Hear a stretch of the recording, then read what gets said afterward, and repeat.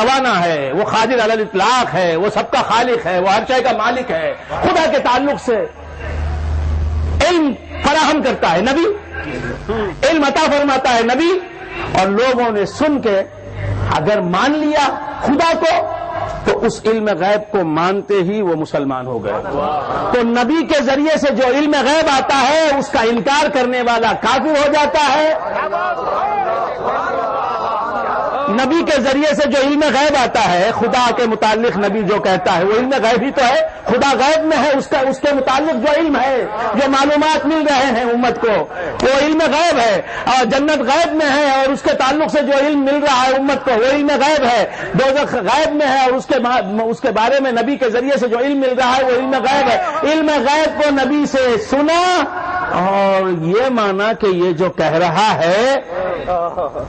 یہ صحیح ہے، یہ واقعی علم غیب ہے جو اس کے ذریعے سے مجھ تک پہنچ رہا ہے تو مسلمان ہو جاتا ہے۔ اگر سن کے نہ مانے اور یہ کہے کہ یہ علم غیب نہیں ہے، ایسا نہیں ہے عالم غیب میں، یہ جیسا بتا رہا ہے ویسا عالم غیب میں نہیں ہے، جنت غیب میں نہیں ہے، دوزخ غیب میں نہیں ہے معاذ اللہ، تو وہ کافر ہو جاتا ہے۔ تو بندگان خدا معلوم یہ ہوا کہ علم غیب ملتا ہے پہلے نبی کے ذریعے سے امت کو، اور پھر اسے مان لیتی ہے امت تو مسلمان ہو جاتی ہے، انکار کرتی ہے تو کافر ہو جاتی ہے۔ تو معلوم یہ ہوا کہ اسلام کا مدار، اسلام کا دار و مدار اور اسلام کا انحصار مسلمانی کی شرط اولین علم غیب ہے۔ علم غیب ہی نہ ملے گا آپ کو تو آپ مسلمان ہی نہیں ہو سکتے، پہلے آپ کو علم غیب ملا ہے پھر آپ مسلمان کہلائے۔ اس علم غیب کو جو نبی کے ذریعے سے آپ تک پہنچا ہے اس علم غیب کو حق مان کر، علم غیب مان کر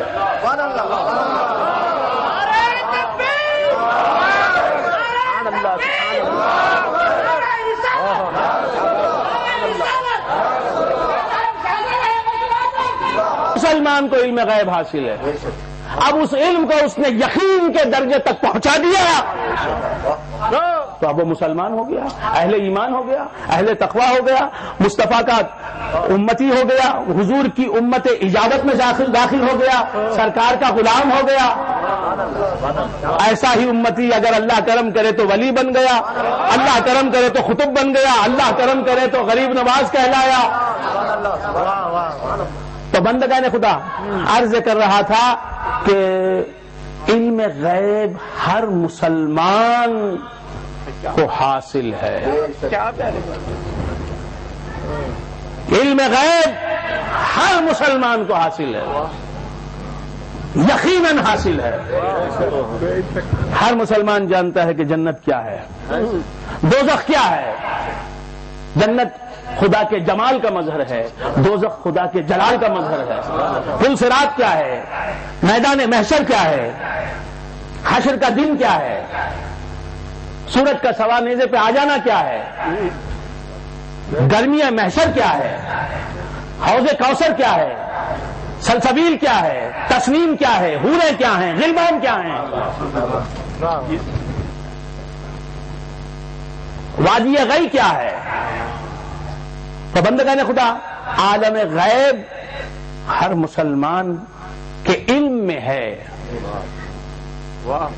تو ہر مسلمان کو علم غیب حاصل ہے۔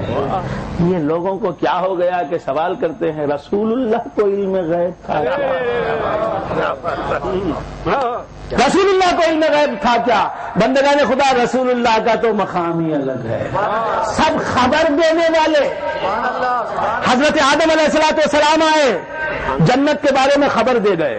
حضرت شیس علیہ السلام جنت کے بارے میں خبر دینے والے، حضرت ادریس علیہ السلام جنت و دوزخ کے بارے میں خبر دینے والے، حضرت نوح علیہ السلام جنت کے بارے میں، دوزخ کے بارے میں، اور ملائکہ کے بارے میں، جنات کے بارے میں، شیاطین کے بارے میں، عالم غیب میں جو مخلوقات خدا کی ہیں موجود ان کے بارے میں خبر دینے والے۔ ہر نبی غیب کی خبر دینے والا، ہر نبی غیب کی خبر دینے والا، اور میرا نبی ہر نبی ہر نبی غیب کے بعد، ہر نبی عالم غیب کے پیدا ہونے کے بعد پیدا ہوا ہے۔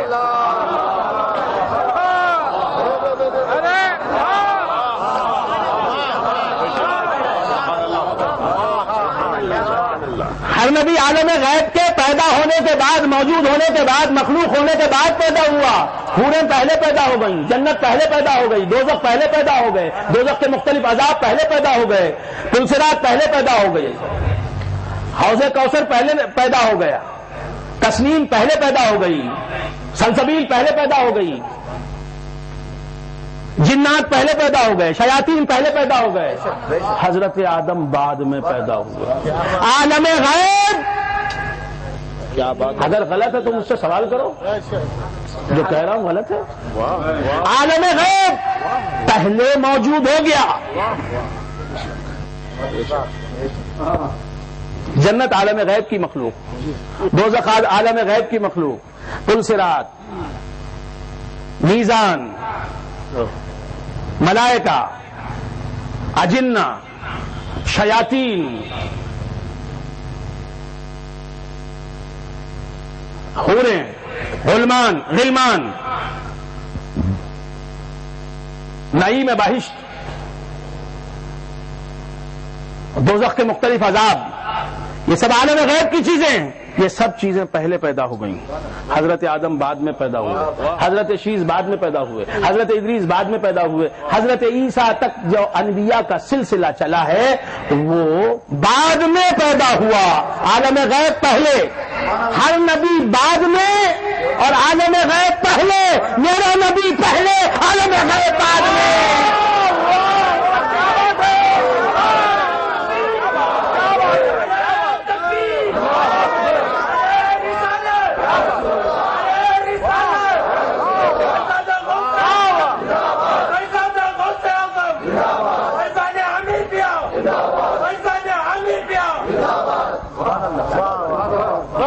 جو غیب،